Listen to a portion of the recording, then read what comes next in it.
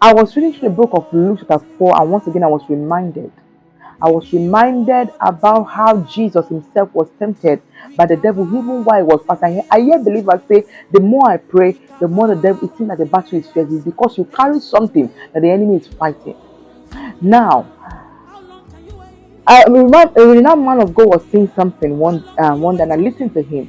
He said a dog was pregnant, and in less than 6 months he gave birth to 30 puppies. And at the same time, an elephant was pregnant, and in that 6 months, the elephant was still pregnant of that child, of the child. And the dog went to the elephant and said, "I have given birth to 30, and you are still pregnant of your own."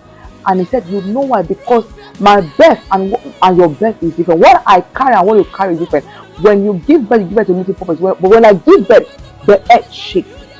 Your glory is what will shake the earth. The reason why the enemy is after you is because you carry something. The devil doesn't go after anybody. He goes after people that carry something.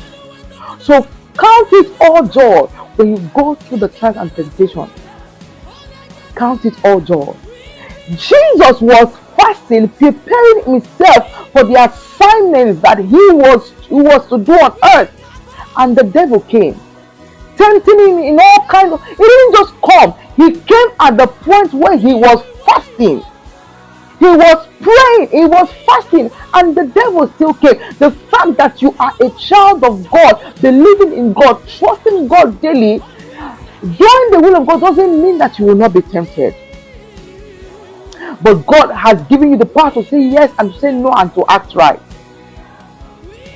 For every challenge, God has given you the grace to prevail. You carry something, and that is why the enemy is fighting you daily. Are you going to give up, or you are going to take a stand? Jesus rebuked the devil. When the enemy comes and says this and that, equip yourself with the word so that you can tell the devil, "Get thee behind me. I know whom I have believed." Do you know whom you have believed? Do you trust God still? In the midst of that temptation, do you still say, "Abba, I love you. God, I trust you. Jesus, I depend on you"? Are those still your words? You are a Christian. You are a child of God. You pay your tithe.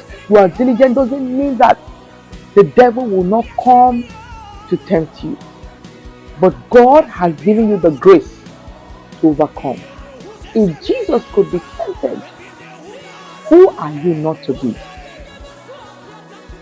If one said, "Lord, I want to be like Jesus. I want to be like Jesus." Understand that Jesus went through the seasons of his life, where for every step he took, he was questioned. He was tried. He was insulted. They didn't even believe him. For every place he went to do the bidding of the Father and to fulfill the assignment that God placed in his hands, he fought battles. They might not look like the one we are fighting now, but he fought his own battle. Because every purpose and assignment come with different level of battle. And I ask you, what other battle, what other trial can be greater than him being beaten on the cross? Stripped naked, beaten on the cross. And through his birth, death, and resurrection, we have the victory. Don't be scared. If Jesus was tempted, what you are going through is just a mere phase. And God has given you the power, the authority, and you will overcome. You will come out more than a conqueror. Quit saying, "Oh, I'm praying," it's like things are getting worse. The devil is fighting what he knows that will silence me. You are a voice. Don't let the enemy silence your voice. God bless you. Have a wonderful day. Keep pressing. Don't give up.